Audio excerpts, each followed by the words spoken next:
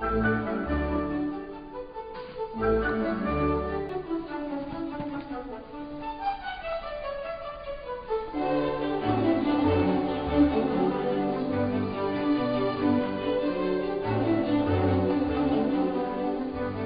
President, I ask unanimous consent that the pending amendment be set aside. I call up my amendment number 4. I ask unanimous consent that the quorum call be dispensed with. Without objection. Madam President, I ask unanimous consent now that the pending amendment be set aside and that I be able to call up my amendment number 1491, which is at the desk. Without objection. Is there an objection? Without objection. Clerk will report the amendment. The senator from Alabama, Mr. Shelby, proposes amendment numbered 1491 to amendment numbered 1470.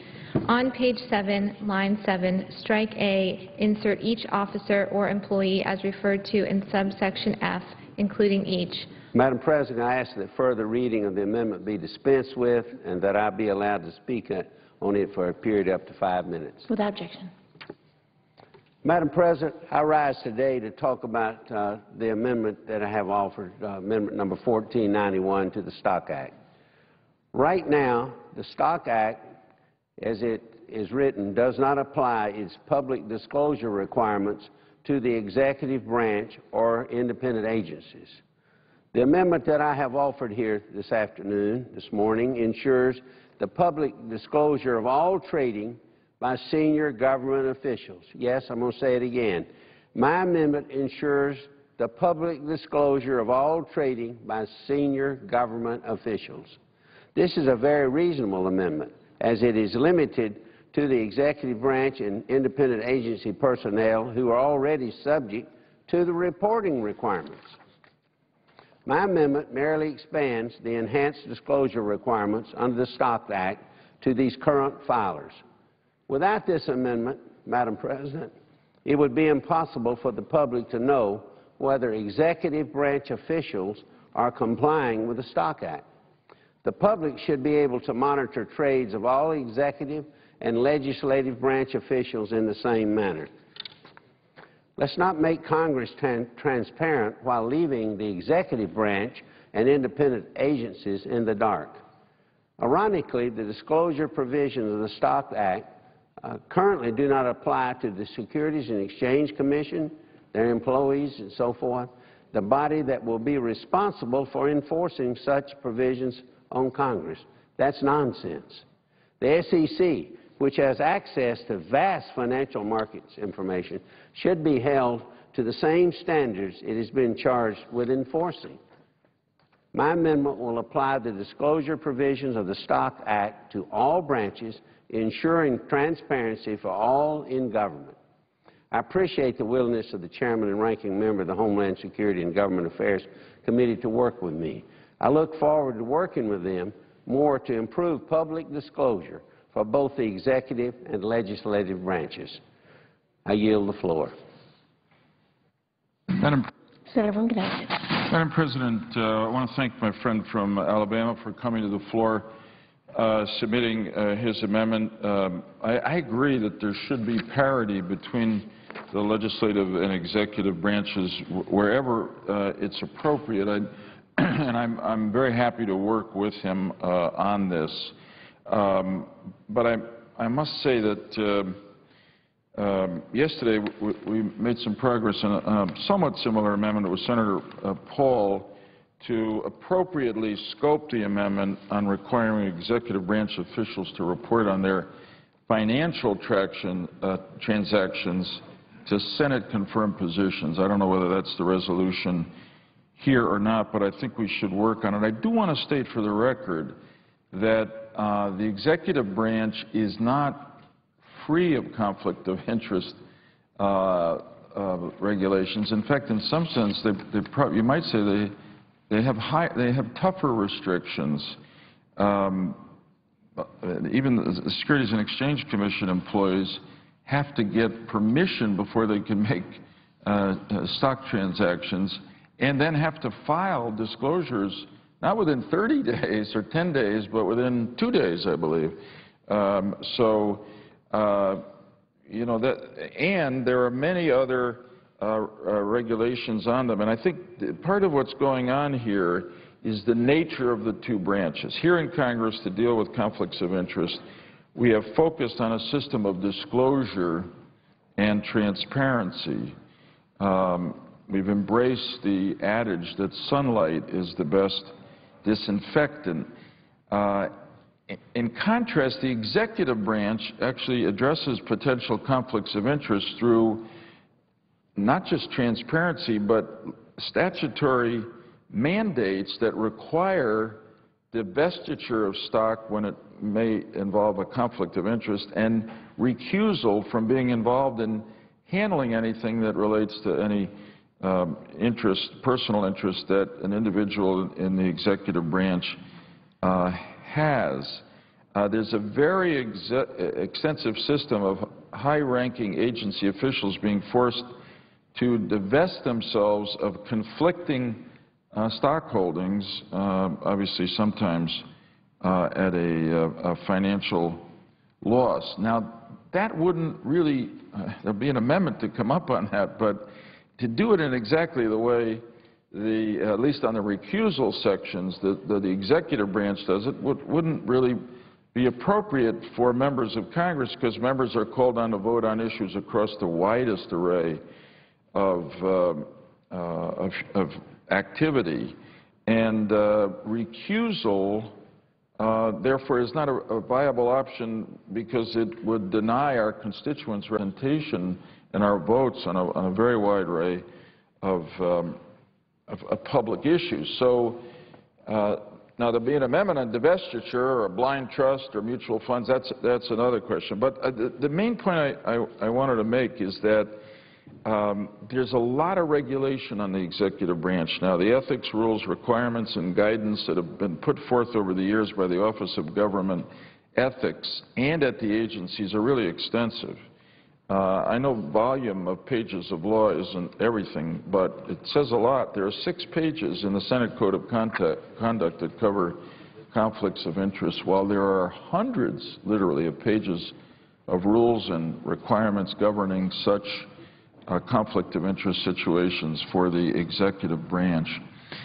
The amendment offered by the senator from Alabama as drafted would require that the annual filings of over 300,000 career civil servants and managers be published on the Internet. And that's a lot of people and a lot of work to be done to process and handle those. So but I understand the intention of Senator Shelby. I think it's a good intention. Senator Wyden has a similar amendment, and I'd like to work with them, and I know Senator Collins would as well, to see if we can come to some meeting of the minds that would allow us to achieve the purposes that we all have in the underlying bill, which is to build confidence in our government and its integrity. Mr. President. Senator from Maine. Thank you, Mr. President. Mr. President, I support the intent of the amendment offered by the senator from Alabama. I think that he's right, that we need parity as much as possible in the disclosure requirements. I also believe that he's correct that those disclosure reports should be online so that they are easily accessible. So the intent of his amendment is one that I wholeheartedly support. Like Senator Lieberman, I do have some questions about the universe of federal employees who would be covered by the senator from Alabama's amendment. We have been working successfully with the senator from Kentucky who first brought up this issue of parity to make sure that the scope of the coverage is appropriate. It seems to me that one way to solve these issues is to use a similar scope as we've agreed on with Senator Paul in the amendment that Senator Shelby has brought forth. Then we would have a certain consistency. We've vetted the universe of federal employees that should be covered, and that seems to me to be very appropriate and relatively easy fix to this issue. But I do want to emphasize that I agree with Senator Shelby that those federal employees should be required to file in the same time frames as members of Congress and their staffs, and that certainly those reports should be accessible online. Thank you, Mr. President.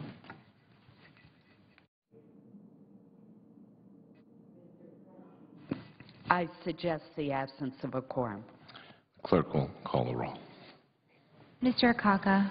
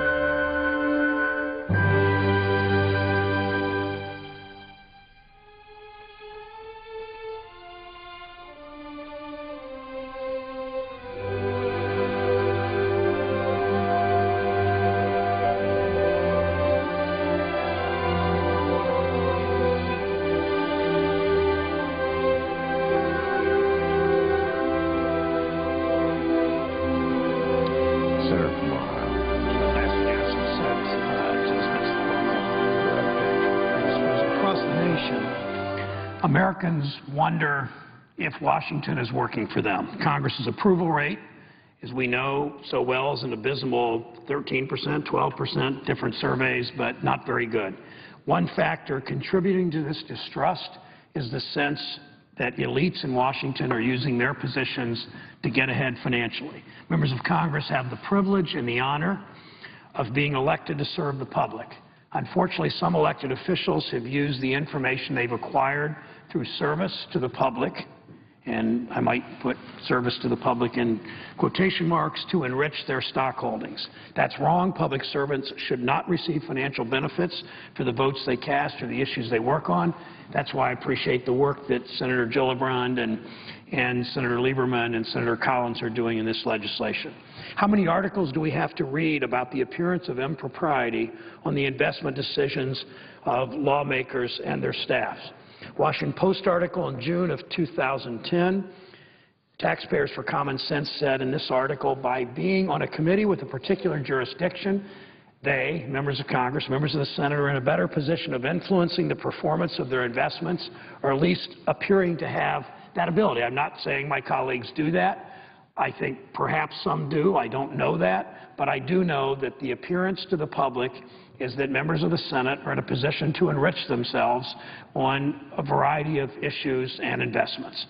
The Washington Post article in December 2010, the Project on Government Oversight, this was in about a year, 13, 14 months ago, this article. It's a problem. They'll come back and say that it's ludicrous that I would think of my stocks, that they only think about the nation's interests and that of their constituents. The problem is we can't know. And that's exactly right, we can't know. And here's a USA Today editorial from just yesterday. If lawmakers were really concerned with ethics, they'd put their equity holdings in blind trusts so they wouldn't have the obvious conflict of interest that comes from setting the rules for the companies they own. Banking committee members wouldn't invest in financial institutions. Armed Service Committee members wouldn't invest in defense contractors. Energy Committee members wouldn't invest in oil companies. These stories simply don't reflect well on the world's greatest deliberative body. Most of us think these investments don't affect our decisions here. They probably don't. But isn't it time we held ourselves to a higher standard? That's what the Stock Act's all about. We want, Senator Merkley and I want to go further than that. The Senate's considering the Stock Act, which clarifies the insider trading laws, that they apply the same way to members of Congress as they do to people in the rest of the country. But the Stock Act only deals with insider trading. Very important, but that's only a small part of this city's problem. I want to go further. Senator Merkley and I are proposing the putting the people's interests first act, an amendment to the Stock Act. It would require that all senators and their senior staffs, probably their legislative director, their most senior legislative person, and their chief of staff, all senators and their senior staff, those who are subject to financial disclosure, their top paid people, to sell individual stocks, divest themselves of individual stocks that create conflicts, or place all of those individual stock investments in blind trust. No one's required to avoid equities. We could still invest in broad-based mutual funds, not an energy or a healthcare mutual fund, but broad-based mutual funds or exchange-traded funds. This rule would be similar. We've already done this in a limited way here. This rule would be similar to steps that have already been taken to address financial conflicts of interest. Senate Ethics Rule 37.7 requires committee staff making more than $25,000 a year to, quote, divest himself, herself of any substantial holdings which may be directly affected by the actions of the committee for which that person works, unless the Ethics Committee proposes an alternative arrangement. The Armed Services Committee requires all staff and spouses and dependents to divest themselves of stock in companies doing business with the Department of Defense and the Department of Energy. The committee does permit the use of blind trust. That's virtually every stock, frankly.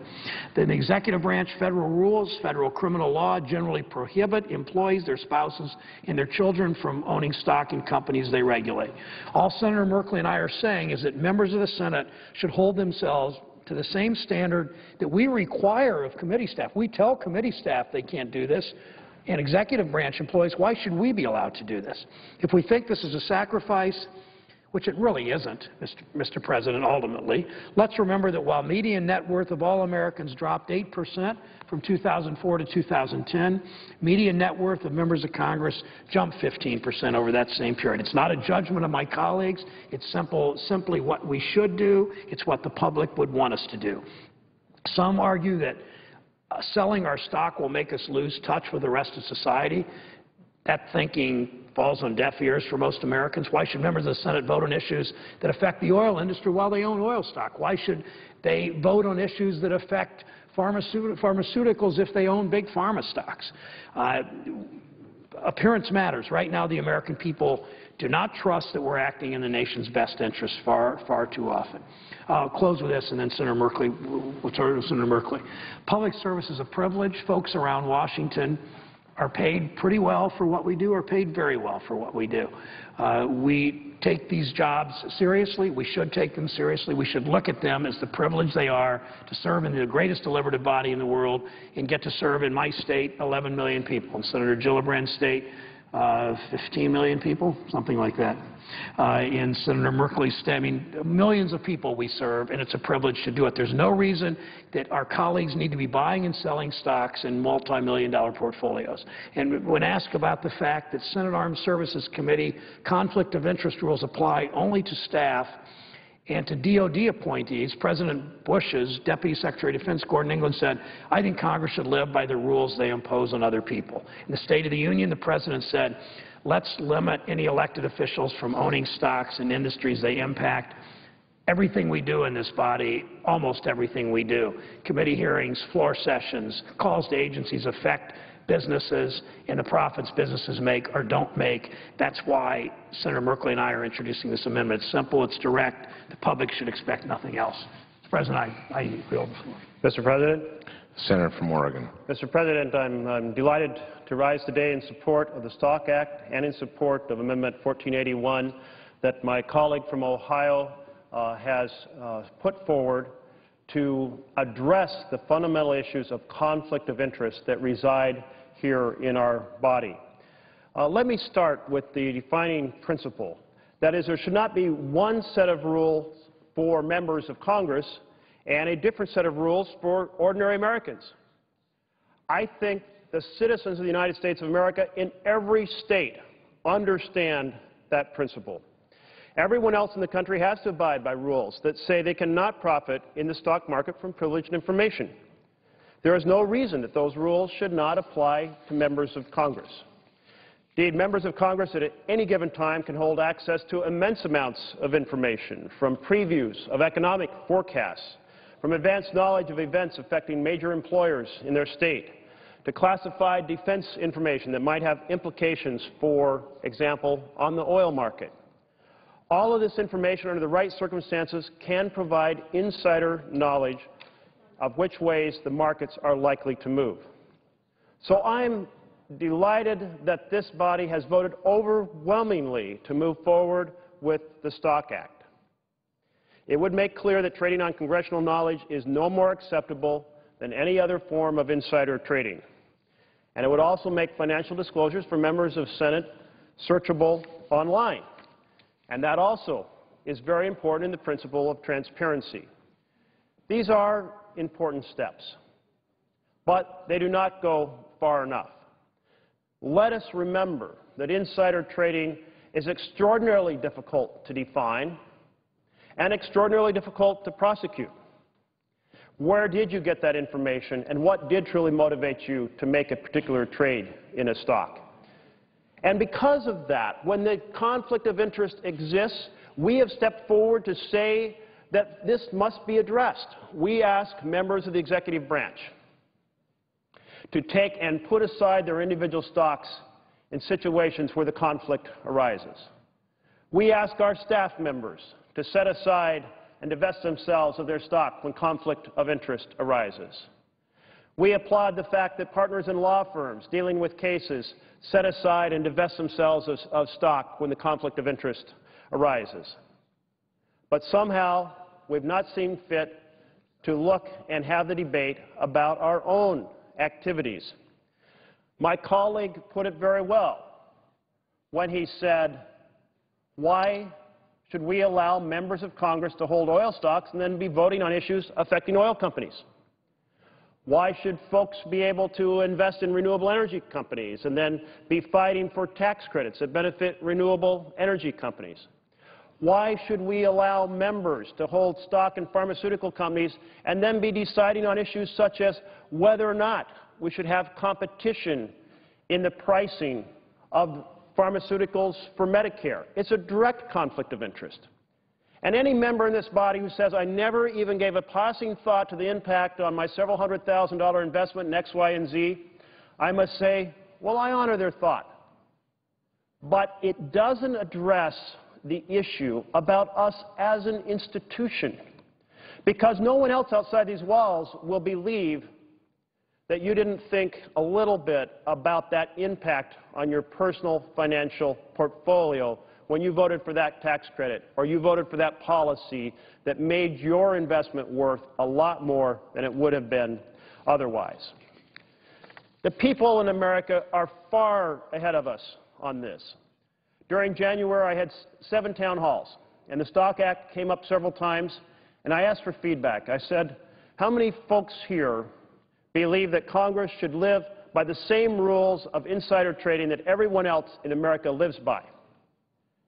And you know, there wasn't a person who raised their hand in support that we should have a separate set of rules for Congress. And then I asked the question, do you think we should go further? Should members not be allowed to hold stocks, individual stocks, given that they're making decisions that affect the values of the stock?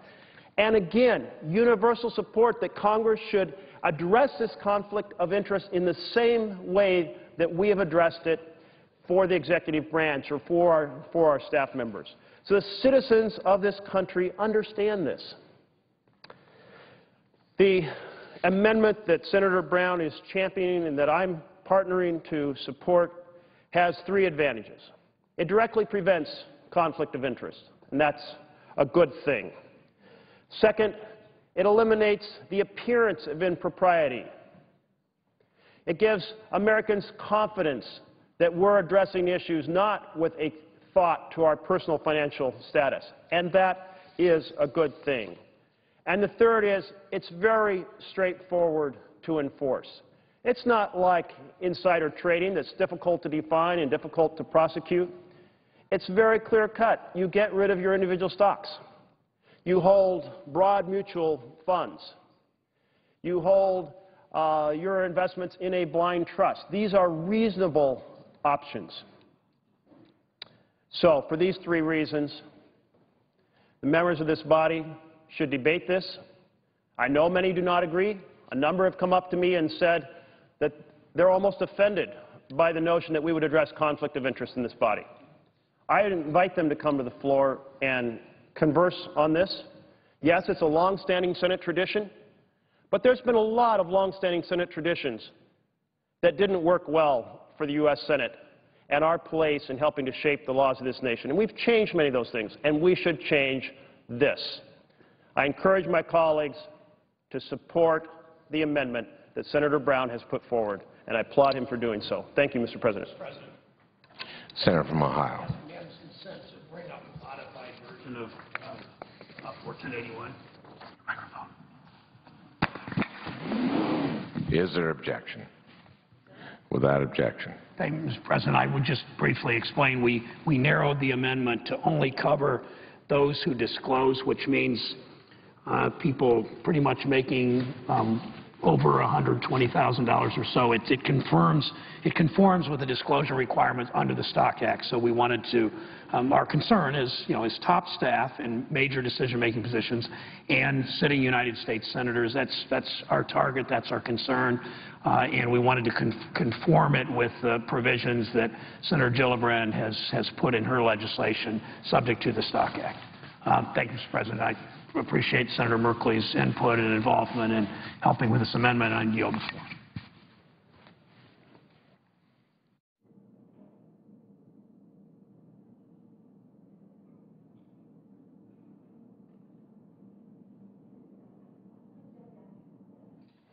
Clerk will call the roll. Mr. Akaka.